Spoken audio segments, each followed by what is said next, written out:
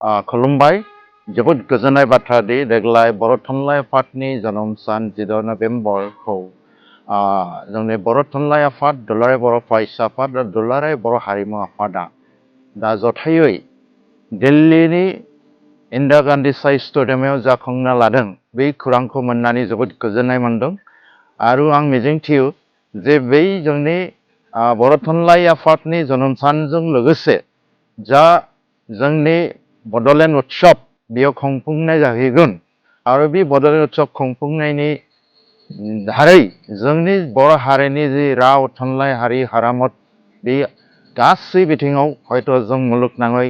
गोसारहोनो हागोन मिथिहोनो हागोन आरो जों मिजिंथियो जे बर'नि जा जोंनि थामोनथा बे थामोनथानि बागैबो बेयावहाय हयथ' जों गावनि जानाखि जोंनि बर' हारिनि कालचार ट्रेडिशन बेफोरखौ हयथ' जों बे दिन्थिफुंनो हागोन आरो जों आसा फारियो बे हाबाफारियाव जोंनि गासै जोंनि दुलाराय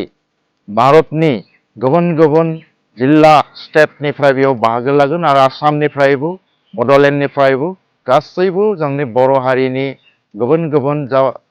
जोंनि फसंथान दं बा आफादफोर दं बे आफादफोरनिबो गोग्गोमै बाहागो लागोनखौ आं मिजिंथियो आरो बयबो बै माने जा बड'लेण्ड महोत्सव बेनि दारैनो जों बर' हारिखौ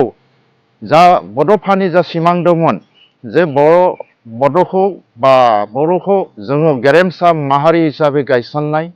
आरो बे हाबाफारिनि गेजेरजों बे गेरेमसा बर' माहारि दानायनि फारसे हयथ' जों आगानसे आवगायनो हागोन आरो गासै मुलुगनि जोंनि सुबुंफोरखौ जोंनि बर' हारिनि जा जोंनि आसार खान्थि कालचार ट्रेडिशनखौ हयथ' मिथिहोनो हागोन आं मिजिंथियो